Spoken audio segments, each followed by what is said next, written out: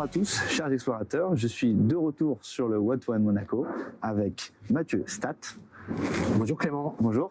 Est-ce que dans un premier temps, tu peux nous présenter ton parcours et qui tu es ? Alors moi j'ai commencé dans l'hôtellerie et les casinos. J'ai travaillé chez Accor pendant 12 ans sur pas mal de métiers différents de CRM, de fidélisation et de digital. Ensuite je suis passé à la Fnac où j'ai travaillé beaucoup pour mettre en place tout un plan de combat contre Amazon, ce qui n'était pas une mince affaire. Et puis ensuite je suis parti dans une marque qui s'appelle l'Occitane en Provence, qui est une très très belle marque qui ne fait que 7% de son chiffre d'affaires en France, donc très international, et dont le chiffre d'affaires dépasse 1,5 milliard. Donc c'est une belle marque et qui avait des problématiques d'internationalisation, de digitalisation, etc. Et puis ensuite, je suis passé chez Sephora, à peu près sur le même périmètre de poste, et j'ai rejoint maintenant depuis 6 mois le Printemps. Super. Alors Printemps, tout le monde connaît, mais est-ce que tu peux nous redonner un peu tout le périmètre de Printemps et qui est vraiment Printemps ? Alors, Printemps, c'est un groupe, alors ça on le sait un petit peu moins, qui est composé de 2 pure players. Donc un qui s'appelle Made in Design, qui est une référence dans le meuble design, et puis Place des Tendances, qui est un site de fashion accessible de prêt-à-porter. Et puis 2 marques retail plus traditionnelles que sont Citadium. Donc j'espère que toute la communauté connaît bien Citadium. Et puis Printemps, bien sûr, qui est la marque Amiral. Super. Quel est ton poste exact chez Printemps et quel est ton périmètre d'action ? Alors c'est un poste qui est assez nouveau, qui n'existait pas il y a encore 6 mois avant mon arrivée. Donc l'objectif en tant que directeur de l'Omnicanal, ça va être 2 choses majeures. La première, ça va être de développer les ventes en ligne. Ça c'est assez naturel. Alors pour les pure players encore plus, ça je veux dire, heureusement qu'elles sont là. Un peu moins naturel chez les retailers historiques parce que évidemment le tournant s'est pris il y a seulement 1 an et demi ou 2 ans où finalement il n'y avait pas de site internet marchand. Donc c'est assez nouveau pour ces marques-là. Donc, c'est le premier objectif. Et le second objectif qui est de développer l'omnicanalité. Donc l'omnicanalité, c'est quoi ? C'est comment j'arrive à avoir le meilleur parcours client, comment j'arrive à créer des passerelles, comment j'arrive à un moment donné, digitaliser les magasins, comme, je veux dire, magasiner avec le titre québécois, le mot québécois, magasiner les sites internet. Le tout pour, évidemment, accroître la fréquence, accroître, à un moment donné, aussi la visite. Et tout ça dans une logique, bien évidemment, d'une expérience client ultra aboutie, avec une écoute permanente, justement, de la voix du client pour éviter toutes les frictions possibles. Alors justement, on parle beaucoup de cette expérience client quand on parle d'omnicanal, parce qu'on veut une bonne expérience en magasin, une bonne expérience sur le site web et parfois même entre les deux, puisqu'on peut commencer sur le web, finir en magasin et l'inverse. Donc on va essayer de faire un petit focus justement sur l'expérience client. On sait que c'est au cœur des discussions sur l'e-commerce. Quel est l'enjeu majeur auquel tu as fait face ces derniers temps ? Alors, je ne vais pas être très original, mais l'expérience client, c'est l'affaire de tous. Et c'est pas l'affaire d'une équipe CRM, c'est pas l'affaire d'une équipe de fidélisation. Donc l'enjeu majeur, à un moment donné, c'est de remettre cette omnicanalité et cette expérience client en top des priorités de tout le monde. Alors pour arriver à le faire, on part du client, donc du fameux NPS. Voilà, qu'est-ce que les clients disent sur nous, comment on peut s'améliorer. On essaye aussi de voir, on a fait pas mal d'études pour essayer de comprendre ce qu'ils aimeraient, ce qu'on leur propose, ce qu'on leur propose pas. Et puis après, nous, ce qu'on aimerait faire, parce que le Printemps, il y a d'autres grands magasins, il y a des marques qui aussi ont leur magasin et leur site de marque. Comment moi je vais me différencier demain, donc dans l'expérience, dans la curation de l'offre, sur un certain nombre de points. Et c'est ça qui a été un peu à mon arrivée le premier travail. Et maintenant c'est de trouver comment on va cascader ça dans l'ensemble de l'organisation, puisque quand on parle de omnicanalité, on n'est pas du tout dans un projet technique, mais dans un projet d'entreprise, un projet client.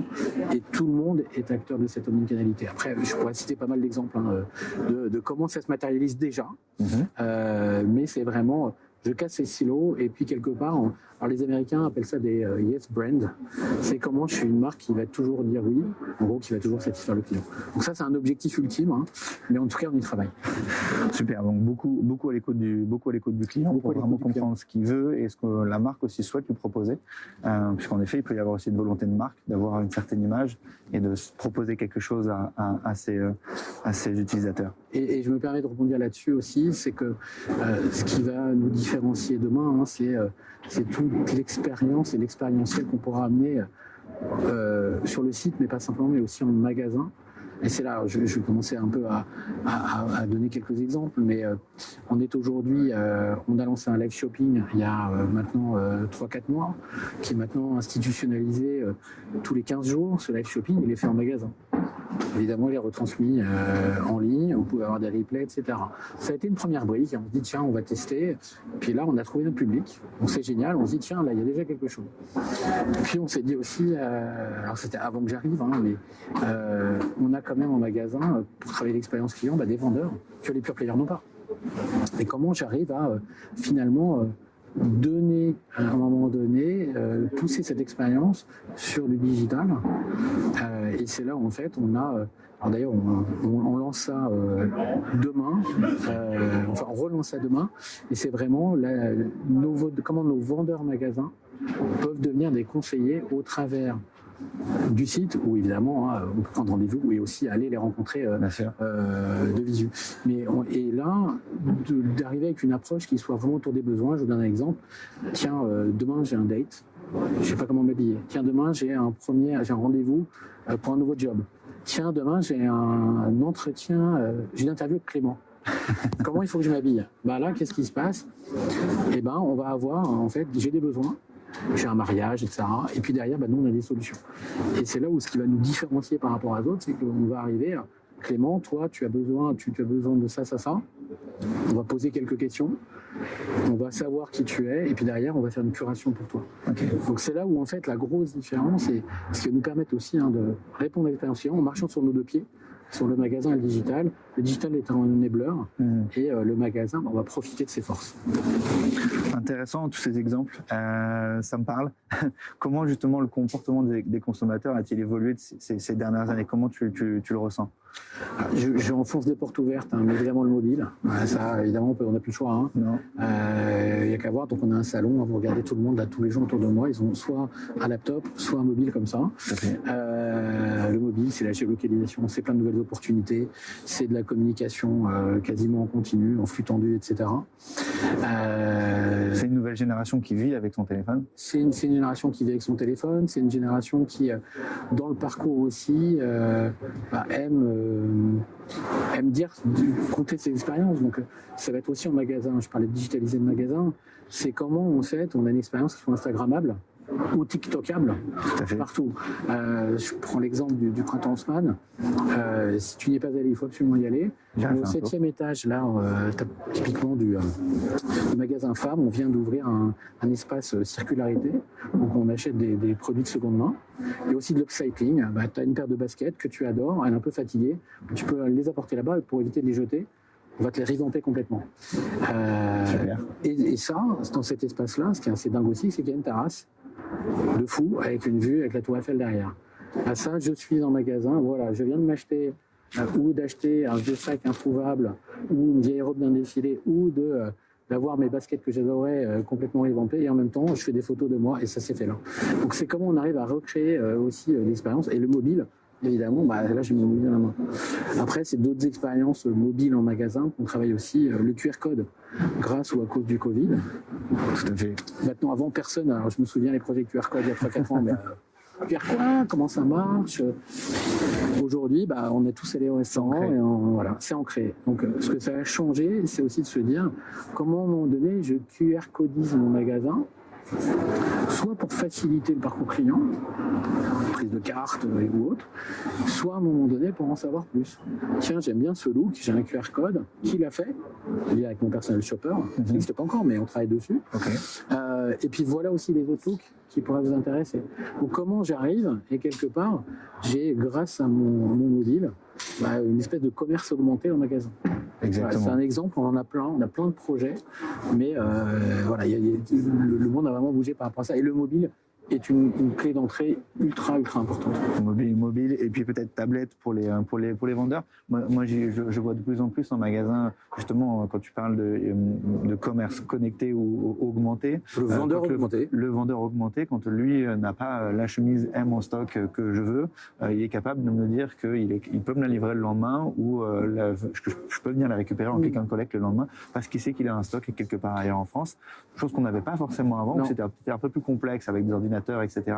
Aujourd'hui, en live, on est capable de savoir où est le produit, si on peut livrer le client, et parfois même y retrouver des informations qu'on n'a peut-être pas sur l'étiquette de création du textile. On sait que c'est de plus en plus important. Justement, tu parlais de recycler les vêtements, donc on sait que le consommateur y apporte beaucoup plus d'importance. Donc les vendeurs augmentés peuvent avoir beaucoup plus d'informations au travers d'une tablette et du mobile. Et donc c'est là où, alors c'est sorti il y a quelques mois maintenant, où on a donc des fronts de vendeurs, ce qu'on appelle des fronts de vendeurs, dans lequel on va pouvoir avoir justement cette offre augmentée. J'ai pas la taille. Alors, on est présent dans toute la France. Hein. On a des magasins qui sont plus petits où on a une offre qui est plus courte, mais l'idée c'est évidemment de pouvoir présenter l'entièreté de l'offre. Donc là on progresse là-dessus parce que on est venu d'une culture qui était plutôt d'avoir le digital d'un côté et puis les magasins de l'autre, et on est en train de unifier tout ça pour que demain, justement, ces fronts de vendeurs soient de plus en plus riches, sachant qu'aussi on a tout le clienteling, qui est une autre version de ça, mais quand on parle de personal shopper, c'est le clienteling, et c'est plus je connais mes clients, je lui pose des questions, je vais éviter de leur poser demain. Clément, je sais que tu adores les Nike, je te proposerai jamais des Adidas, parce qu'on sait que Nike et Adidas, ça marche pas ensemble. Voilà, c'est vraiment comment j'arrive à mettre de la personnalisation plus du front de vendeur avec une offre complémentaire. Super intéressant, merci pour tous ces exemples. Comment augmenter la satisfaction client au travers de peut-être cette expérience-là, et comment la mesurer? Alors il y a trois façons, on va dire, de mesurer la satisfaction client. Alors, il y en a une qui est plutôt de long terme. Je vais faire une étude de marque un peu globale. Je vais regarder ma part de portefeuille. J'augmente, je n'augmente pas par rapport aux autres, comment je me situe. On fait ça tous les 2 ans parce que on peut se renouveler, voilà. Et puis ça permet de regarder un petit peu les évolutions dans le temps et d'avoir des variations significatives par rapport à des projets qui ont été menés. Après, on va avoir évidemment du mystery shopping, mais alors là, on est plus dans une approche société qui est de dire j'attends ça parce qu'on veut que le client voit ça, est-ce que c'est bien exécuté? Puis après, il y a tous les autres outils comme le Customer Effort Score, comme le NPS et autres, où là, ça c'est le baromètre en continu et on prend la température de ce qui se passe. Donc, une fois que j'ai dit ça, c'est comment on arrive à un moment donné à ce que ces outils-là, et notamment le dernier, soient pas pris du tout comme des outils de flicage, mais comme des outils d'amélioration continue et des outils de fidélisation. Donc ça va passer par comment j'arrive à redescendre l'information d'une façon la plus pragmatique. 2, aussi, mes détracteurs, il faut les rappeler. Comment mes détracteurs, je me fais des promoteurs. Et on voit, tous les chiffres le montrent, quand on rappelle un client qui n'est pas content, il va quand même avoir une propension à revenir qui est beaucoup plus importante. Parce qu'il y a un attachement, parce qu'on va toucher l'affect. Parce qu'à un moment donné, on n'est pas une marque froide. Parce qu'on crée de la proximité, ce qui est hyper important. Et c'est d'ailleurs aussi pour ça que quand on parle de personal shopping, c'est un média qui est froid comme le digital, comment je le réchauffe avec des vrais gens. Et ces vrais gens, je vais les retrouver en magasin en fait. C'est aussi des gens qui sont sur la surface de vente. Donc comment on arrive à créer cette osmose? Du coup, dans le temps, et pour en revenir à la satisfaction client, notre enjeu, il va véritablement d'être capable de faire redescendre ça. Moi, dans mon bureau, je vois peu les clients. Par contre, il faut que j'aide les vendeurs à mieux comprendre ce qu'ils attendent.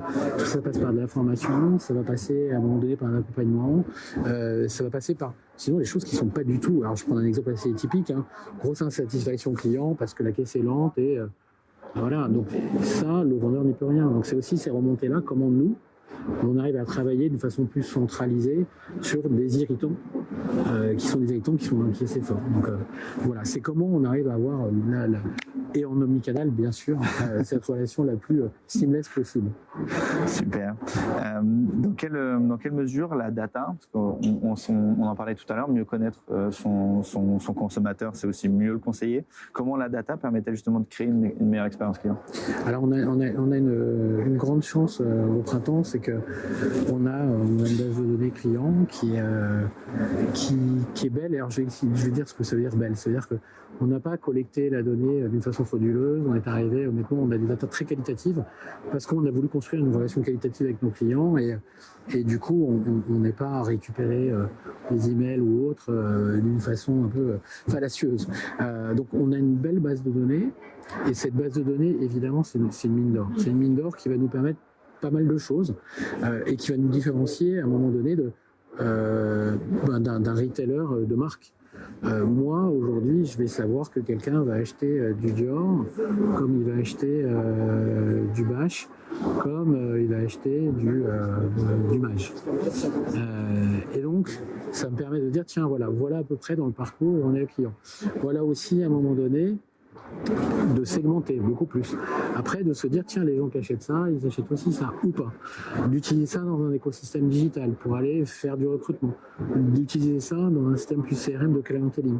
D'utiliser ça, évidemment, ça c'est le BABA, dans des emailing, parce qu'à un moment donné, l'email reste un canal quand même de communication qui est assez fort. Dans du courrier, on continue à faire du courrier. Évidemment, le courrier coûte assez cher, mais sur nos meilleurs clients. Donc aujourd'hui, c'est clair que notre objectif en termes de data, ça va être de personnaliser cette relation. On a encore beaucoup de travail, beaucoup de choses à faire. On a par contre une vision qui est assez claire de là où on veut aller. Ça va prendre quelques mois, peut-être années, mais au moins on est en train de construire quelque chose où au final, qu'est-ce qu'on dit? C'est la satisfaction client aussi. C'est personnalisé pour satisfaire. Bien sûr. Donc évidemment, le cercle vertueux de tout ça, c'est qu'on crée de la fidélité. Et puis voilà, donc on fait monter nos clients dans la pyramide. Bien utiliser la data pour justement au service de l'expérience. Comment la satisfaction client est-elle impactée par justement le traitement de cette data-là? On disait tout à l'heure justement mieux l'utiliser, c'est peut-être justement se dire qu'un utilisateur comme moi qui consomme telle marque, mais par contre qui ne souhaite pas forcément être ultra sollicité, le traitement de la data, c'est savoir comprendre ça, comprendre que cet utilisateur-là souhaite être sollicité à tel moment pour telle marque. Alors il y a tel moment, c'est même aller plus loin, c'est-à-dire que on est tous, quand on est marketeur, on se dit on joue, on gagne, c'est-à-dire que j'envoie tant que j'ai de la réponse et puis à quoi sert le ciblage, que si j'envoie à tout le monde, je suis sûr que je vais maximiser. Sauf qu'après on a des usures de base de données et on se rend compte que finalement tout ce travail qu'on a fait d'acquisition et surtout d'optimisation, on le perd. Donc ça c'est le premier constat. Donc comment on arrive à un moment donné à maximiser et puis parfois prendre même des décisions qui sont assez fortes. Je ne vais pas envoyer parce que je sais que la personne va revenir tout seul. Et ça c'est très compliqué à faire. C'est un point de vue marketing. Tiens, en fait j'ai 1 million de personnes dans ma base de données, je vais en cibler que 500 000 parce que 500 000 vont venir tout seul. C'est sûr. Donc là on prend quand même des risques. Ensuite il y a le canal en tant que tel. C'est-à-dire que toute cette perso c'est beaucoup évoqué au travers de l'emailing. Mais maintenant, c'est surtout comment on arrive à retranscrire cette personnalisation qui est moins intrusive à un moment donné sur un site web. Vous arrivez sur le site web, vous avez à un moment donné un numéro qui vous permet de relier avec votre profil. Voilà, je vais vous pousser là à ce moment-là. Ce que vous recherchez. Ou à l'inverse, je vais utiliser du retargeting très en amont dans le funnel et de dire tiens voilà, je le connais, je sais ce qu'il aime, je vais lui pousser ça. Donc cette data-là, c'est aussi comment on arrive à mieux utiliser cette personnalisation de façon plus diffuse sur l'ensemble des canaux pour essayer de maîtriser la pression marketing. Et cette pression marketing, alors qui s'évoque soit par email, soit par push mobile, soit par autre chose, mais c'est de se dire, je peux aussi la variabiliser en fonction de l'acceptation potentielle du client. J'ai des clients, ils ouvrent tout, ils disent tout. Je peux continuer. C'est des démarches qui sont en cours de mise en place, qui sont assez, encore une fois, c'est des décisions assez fortes à prendre. Où on voit assez vite le risque et pas tout de suite le gain, puisque le gain se voit après sur des usures de base de données qui prennent un certain temps. Mais en tout cas, c'est une réflexion qu'on a et c'est des projets sur lesquels on travaille ardemment. Top. Est-ce qu'on peut parler du après? Quelles évolutions souhaites-tu donner justement à la relation client printemps? C'est le client, c'est notre meilleur ambassadeur. C'est le meilleur marketing, c'est le marketing du client. C'est lui qui va en parler. Je ne vais pas revenir pareil sur les lieux communs. Un client satisfait, on parle qu'à 2, un insatisfait à 10. Mais ces deux-là, on les veut en fait. Et cette relation client, demain, c'est je fais tomber les irritants. Je suis sûr d'avoir les must-have. Parce qu'il y a aussi des choses qu'on ne fait pas. Alors, ça ne va pas les enchanter, mais par contre, si on ne les a pas, ça ne va pas aller. Donc, ça va être des choses qu'il faut qu'on rajoute. Parfois, on sera les premiers à le faire, d'ailleurs. On a plein de projets dont je ne peux pas forcément parler, mais qui vont être vraiment des différenciants par rapport à notre univers concurrentiel et qui vont justement, nous, ce qu'on cherche à créer, c'est des expériences mémorables. Une expérience mémorable, dans le digital, c'est compliqué, mais justement, tu l'as compris, comment je mets du magasin et aussi en magasin, comment je crée une expérience mémorable. Et je vais donner un autre exemple là, qui est sorti assez récemment. C'est maintenant on a une plateforme sur le site printemps.com de prise de rendez-vous pour des événements magasins. Ça peut être des masterclass, ça peut être des choses qui sont là, on a pas mal de conférences autour de la circularité, donc des choses qui vont être plutôt là des gens, des experts qui viennent parler. On est dans le partage, on n'a rien à vendre dans l'absolu, ou ça va être des choses. Alors, ça n'existe pas encore, mais comment bien faire un paquet cadeau à Noël? Un homme est nul pour faire un paquet cadeau. Il va faire sa masterclass au printemps pour arriver à faire son truc. Et là, en fait, cette expérience-là, c'est ça aussi que tu vas valoriser dans l'esprit des clients. C'est le moment mémorable. J'ai fait un truc. En plus, ce dont je parle, c'est gratuit en plus.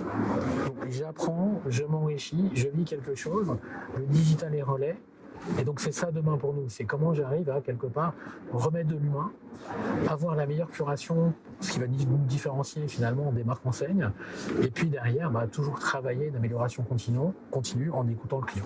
J'ai l'impression, quand on parle justement d'apporter quelque chose de gratuit, finalement un masterclass sur comment faire son paquet cadeau, j'ai la sensation que les marques parlent de beaucoup plus aujourd'hui de marques médias. Ils veulent créer une communauté autour de la marque, en fin de compte, leur apporter quelque chose de plus que simplement un produit, leur apporter réellement une communauté dans laquelle ils se sentent bien, dans laquelle ils se retrouvent, parce qu'ils peuvent échanger avec des personnes qui partagent peut-être les mêmes valeurs ou les mêmes problématiques, d'autres personnes qui ne savent pas faire un paquet cadeau. J'ai l'impression qu'on entend beaucoup parler de ça. Alors les communautés, c'est des vrais sujets. Alors c'est très compliqué parce qu'on se dit, tiens, je suis telle marque. Il y a des marques qui ont bien réussi, Harley Davidson, mais qui a créé c'est tout un lifestyle autour. Il y a Red Bull, il y a toutes ces marques qui ont réussi à faire des trucs assez incroyables. C'est un sujet qui est assez compliqué. Nous, ce qu'on cherche à faire, en tout cas, c'est vraiment d'avoir une réponse à un besoin. Et quand tu parlais du live shopping un petit peu, le live shopping, c'est ça, c'est ton première interview, ça c'est personal shopper, mais on fait aussi maintenant dans tous les 15 jours ces fameux live shopping où on va répondre à des questions très pratico-pratiques où des gens d'ailleurs commencent à chatter entre eux. Donc on va dire tiens, comment je peux être en jogging mais smart en même temps. Et c'est là où bonne idée, fausse bonne idée, et là on arrive où c'est des vrais vendeurs qui viennent, qui font ces lives. Alors allez-y, c'est tous les 15 jours. Tous les 15 jours, il y a un thème. Ça dure entre 20 et 30 minutes. Et là, quelque part, on se crée une communauté parce que tout ça est ouvert, il y a des questions-réponses. Et finalement, c'est là où on crée un rendez-vous, en fait. Est-ce qu'on est marque média ou pas? Mais en tout cas, ces rendez-vous qu'on fait, on les fait autour de besoins qu'on a ressentis de nos clients. Et on fait cette curation que les autres ne peuvent pas forcément faire. Donc on est vraiment en train de construire cette relation. Après, communauté, c'est peut-être un grand mot, mais demain, pourquoi pas rassembler des gens autour effectivement d'un certain nombre de thématiques. Et on a 2-3 projets en digital qui c'est plus facile là, de commencer à avoir au moins sa communauté à soi, comment j'échange avec les autres qui sont mes proches et puis après de l'étendre. Parlons un peu de Monaco. Ici on est au one-to-one. C'est un événement qui se crée pour les professionnels et par les professionnels. Tu as un rôle plutôt important au sein du comité éditorial. Alors, en quoi consiste justement ton rôle au sein du comité du One-to-One?